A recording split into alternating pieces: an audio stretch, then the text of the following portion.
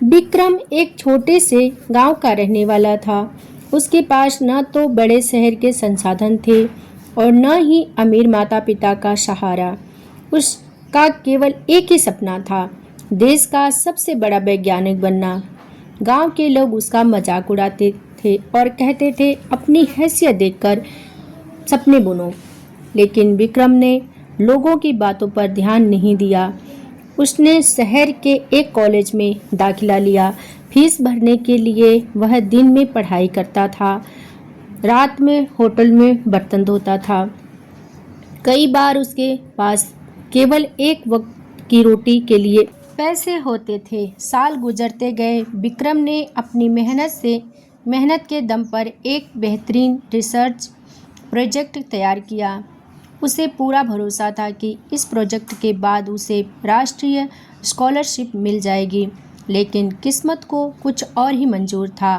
Final project के दिन एक तकनीकी खराबी के कारण उसका पूरा मॉडल बर्बाद हो गया और जजों ने उसे रिजेक्ट कर दिया। उसकी सालों की मेहनत एक पल में राख हो गई। विक्रम पूरी तरह टूट चुका था। वह अपने किराए के मकान में बैठा रो रहा था। उसे लग रहा था कि अब सब कुछ खत्म हो चुका है। तभी उसके मकान मालिक उसके पास आए, जो एक रिटायर फौजी थे। उन्होंने विक्रम के आंसू देखे और कहा, बेटे, मैदान में हारा हुआ फौजी दोबारा लड़ सकता है, लेकिन मन से हारा हुआ इंसान कभी नहीं जीत सकता। तुम्हारी मेहनत बर्बाद नहीं हुई है, वह तजुर्बा बनकर तुम्हारे दिमाग में सुरक्षित है। यह बात विक्रम के दिल में उतर गई। उसने अपनी हार को एक सबक माना और दोबारा शुरुआत की। इस बार उसने पहले से दोगुनी ताकत और समझदारी से काम लेते हुए अपनी पुरानी गलतियों को सुधारा।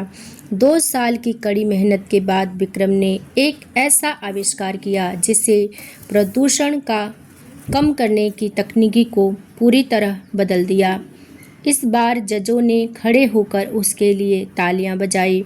उसे न सिर्फ स्कॉलरशिप मिली, बल्कि सरकार ने उसके प्रोजेक्ट को देश स्तर पर लागू भी किया। जिस लड़के को कभी लोग उसकी औकात याद दिलाते थे, आज अखबार के पहले पन्ने पर उसकी तस्वीर थी। इस कहानी से हमें यह सीख मिलती है कि हार कभी अंतिम नहीं होती। विफलता केवल यह बताती है कि सफलता का प्रयास अभी और बेहतर तरीके से करना बाकी है। जब सब कुछ आपके खिलाफ चल रहा हो, तब भी धैर्य के साथ डटे रहना ही आपको भीड़ से अलग बनाता है।